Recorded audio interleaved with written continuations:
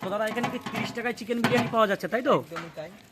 আচ্ছা এই যে চিকেন বিরিয়ানি, এই যে আমাদের রাইস, এই যে রাইস, এতে কি কোনো কালার মিশানো হয়? একদমই না, ফুড কালার না, দেখতেই পাচ্ছ এই একদম হোয়াইট রাইস, একদম হোয়াইট রাইস, আর এতে কোনো আমরা আচ্ছা রোজানার ব্র্যান্ডের ইউজ করি, যেটা ব্র্যান্ড আচ্ছা। সেটাই।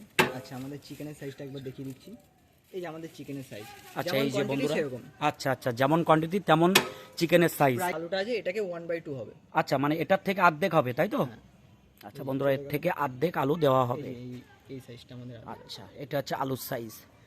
আর কি কি পাওয়া যায় তোমার আর দোকানে? তার সাথে আমাদের যে গন্ধরাজ যে কষা, যেটা আমরা বলি মানে চাপের ফ্লেভার যেটা আছে, আচ্ছা। চাপের ফ্লেভার পারবে, তার মধ্যে আমরা লেমনের যে একটা ফ্লেভার আসছে আচ্ছা সেটা আচ্ছা আচ্ছা add আচ্ছা, করে এটা হচ্ছে এর জন্য নাম হয়েছে গন্ধরাজ চিকেন chicken কষা। কষা, একদম। আচ্ছা এই যে বন্ধুরা এটা হচ্ছে এটা হচ্ছে গন্ধরাজ চাপের চিকেন। size।